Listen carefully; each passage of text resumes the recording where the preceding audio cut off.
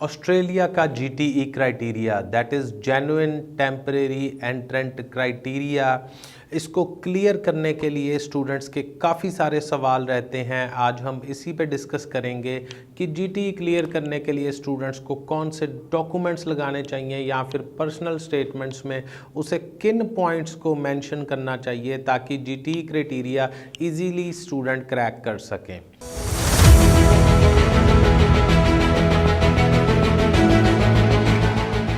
Students, मैं professor Rohit Gupta, director of spectrum overseas Jalandhar. लगातार Australia, Canada, New Zealand के स्टडी वीज़ा अपडेट्स के लिए हमारे चैनल को सब्सक्राइब करना ना भूलें। दोस्तों, ऑस्ट्रेलिया का स्टडी वीज़ा स्पेक्ट्रम ओवरसीज़ के साथ अप्लाई करते हुए आपको ऑप्शन मिलता है ऑल फीस आफ्टर वीज़ा का।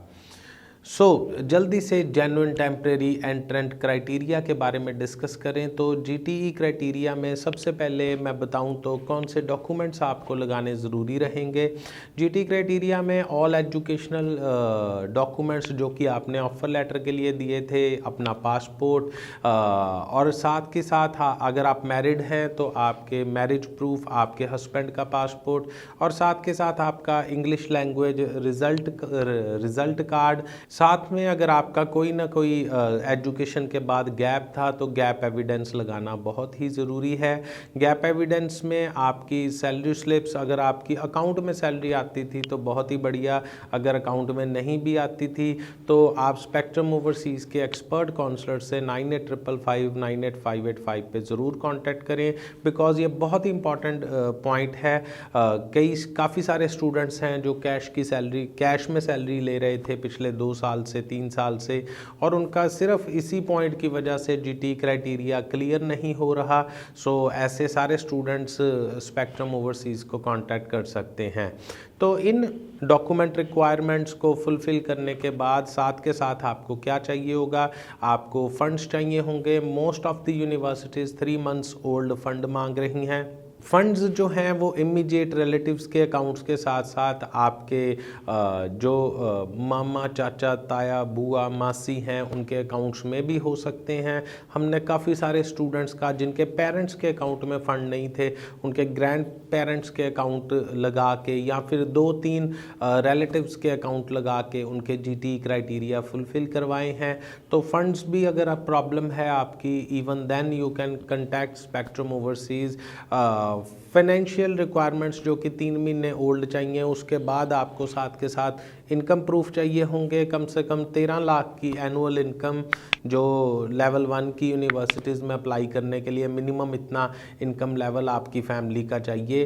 तो 3 साल की इनकम टैक्स रिटर्न्स जो हैं वो लगानी चाहिए। अगर 3 साल की नहीं भी हैं आपके साथ, आपने नई रिटर्न्स भरी हैं 1 साल की या 2 साल की, इवन देन आप स्पेक्ट्रम ओवरसीज़ के साथ कंटैक्ट करें। इस रिक्वायरमेंट को भी फुलफ़िल करने में हम आपकी हेल्प करेंगे और जीटी क्राइटेरिया जो है वो क्लियर आप कर सकेंगे। नाउ बात करते हैं पर्सनल स्टेटमेंट की। पर्सनल स्टेटमेंट में आपको क्या क्या मेंशन करना रहता है।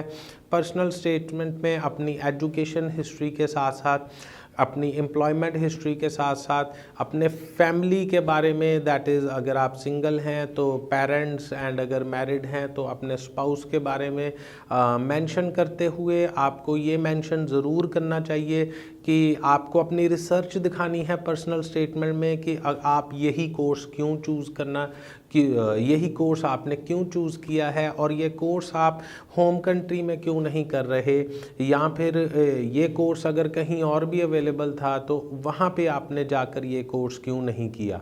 इसके साथ साथ ties to your home country, that is आपको आपके इंडिया में सोशल रिलेशंस, आपके फैमिली टाइज़, वो आपको दिखाने चाहिए अपनी पर्सनल स्टेटमेंट्स को लिखते हुए। एंड अपने इकोनॉमिक सिचुएशन के बारे में पर्सनल स्टेटमेंट में ज़रूर जिक्र करना चाहिए। दैट मीन जो आपने funds and income proof attach किए थे उनके बारे में अपनी पर्सनल स्टेटमेंट में ज़रूर मेंशन होना चाहिए। इसके बाद यूनिवर्सिटी जीटी क्राइटेरिया के लिए पर्सनल स्टेटमेंट में क्या देखती हैं? Potential circumstances of a student in Australia, that means student की सिचुएशन क्या रहेगी, क्या सर्कमस्टांसेस होंगे जो उसको स्टडी के बाद भी वहाँ पे रुकने के लिए उसको उसके लिए वो इंसेंटिव हो सकता है। दैट मीन्स जिन स्टूडेंट्स के भाई बहन या रिलेटिव्स हैं ऑस्ट्रेलिया में, तो वो एक स्ट्रॉन्ग इंसेंटिव होता है स्टूडेंट के लिए कि वो वहाँ पे जाके सेटल होने की कोशिश करेगा। तो इन सारे स्टूडेंट्स को भी जीटी क्राइटेरिया क्रैक करने में कुछ प्रॉब्लम आ सकती है। नाउ अब जीटी क्राइटेरिया में यूनिवर्सिटी आगे क्या देखती है? That means value of course to the student, that means student के लिए ये जो कोर्स है वो वैल्यू एडिशन है, करियर प्रोग्रेशन है कि नहीं है। इस कोर्स को कंप्लीट करते हुए उसको अपने होम कंट्री में या फिर कहीं पे और कैसी जॉब मिलेगी, कितनी सैलरी मिलेगी, क्या वो इस कोर्स की कॉस्ट को रिकवर कर पाएगा, क्या ये जस्टिफाइएबल है इतनी कॉस्ट खर्चना? तो ये भी एक जीटी क्राइटेरिया में मेन पॉइंट है जो देखा जाता है। इसके बाद यूनिवर्सिटी फोकस करती है कि उसकी प्रीवियस एप्लीकेशन या इमिग्रेशन हिस्ट्री पे, दैट मीन्स उसने ऑस्ट्रेलिया में या किसी और कंट्री में पहले कोई रिफ्यूज़ल लिया था या नहीं लिया था, किसी और यूनिवर्सिटी में अप्लाई किया था या नहीं किया था।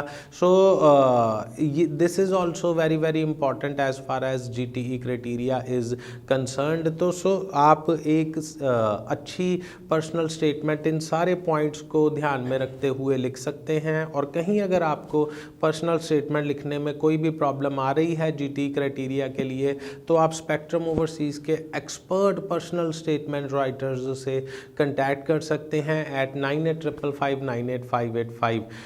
दोस्तों, मेरे द्वारा दी गई जीटी की इंफॉर्मेशन आपको ज़रूर अच्छी लगी होगी। अगर आपको ये अच्छी लगी, इसको ज़्यादा से ज़्यादा शेयर करें और अपने कमेंट्स एंड क्वेरीज नीचे कमेंट बॉक्स में लिखना ना भूलें। हम आपका जल्दी से जल्दी रिप्लाई करने की कोशिश करेंगे। Thank you so much.